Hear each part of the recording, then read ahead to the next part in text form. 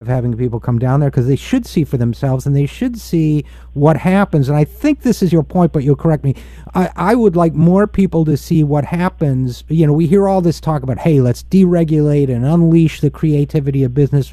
Something gets unleashed with the deregulation, but it isn't creativity. We saw that with the BP oil spill. We see that down in West Virginia. And as this deregulation fever continues to grip not just West Virginia and individual states anymore, but the national political scene, the risk is that we're all going to turn into this place where this kind of predation, these predators damage the economy, damage the environment, and leave people in the wreckage. Is that more or less what what folks are seeing down in West Virginia nowadays?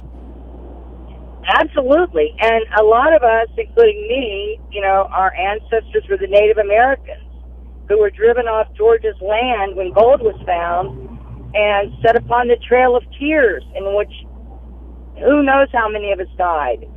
And we ended up in reservations in Oklahoma, the ones of us that survived that Trail of Tears, in which the government gave our people tainted blankets with smallpox to kill us.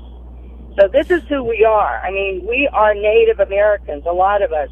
We know what's happening. We know what's going to happen to us.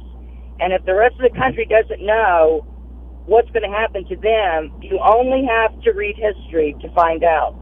The water from the hollers in West Virginia feeds the streams and the rivers into your water systems in the East Coast and the Southeast.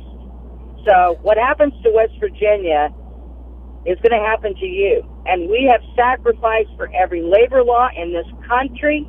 We built the Industrial Revolution, and there are people in West Virginia living beyond, underneath what a third world country lives at. And that's the thing that I think a lot of people don't realize, that there are these kinds of third world conditions here in the United States. And I think a lot of people, this is why I think your films are so important, because a lot of people don't realize that, you know, I had an ancestor myself in a branch of my family in Kentucky where there was actually forms of armed warfare over these kinds of issues.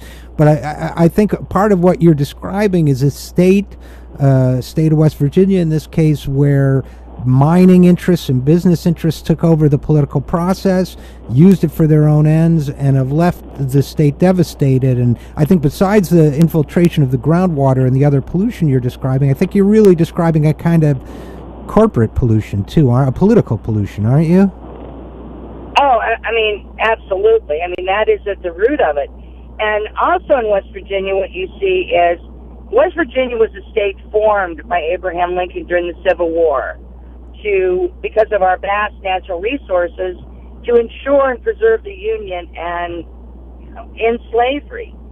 But unfortunately what happened is, in some parts of southern West Virginia, 90% of our mineral rights since the late 1800s have been owned by these out-of-state corporations. And what you see is something like $3 trillion taken out of our economy. And you go down to southern West Virginia and you ask, the coal industry says, look how good we've been for you. You go down to southern West Virginia and find any human being living down there still that would tell you that. Well, this is a lot of information for people to absorb. It's important information. Mari-Lynn Evans, where would you say that people can go to learn more about West Virginia and about the message it's sending to the rest of the nation?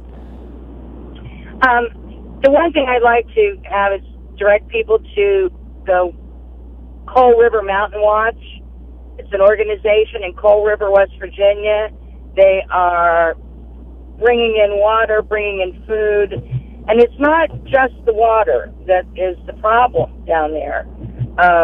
You know, these are people that are suffering to live, and I think, you know, from a social justice aspect, these are our brothers and sisters. We understand that corporations are not people. We understand it's our brothers and sisters that protect us. After over hundreds of thousands of us dying, we understand who protects us.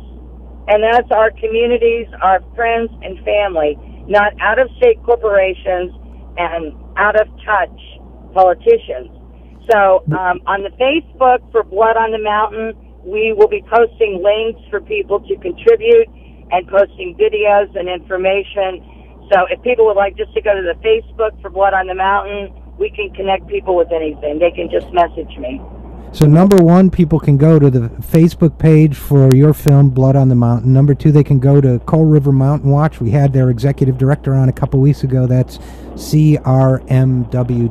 for Coal River Mountain Watch. And most of all, I think what you're telling us is people can continue to follow this story, continue to care, continue to recognize that these are their brothers and sisters suffering, and this is their own fate, the national fate, if we don't do something about the way our political system is going. So, Mari-Lynn Evans, filmmaker, spokesperson, thanks so much for being with us. Mountaineers are always free. That's our state motto. And someday we're going to be. Well, God bless you for it. Thank you so much for having me on. You bet. That was Mari-Lynn Evans, who is the CEO and executive producer at Evening Star Productions, talking about the situation down in West Virginia and what it portends for the rest of the country. I'm Richard Eskow. This is the Zero Hour. We will be right back.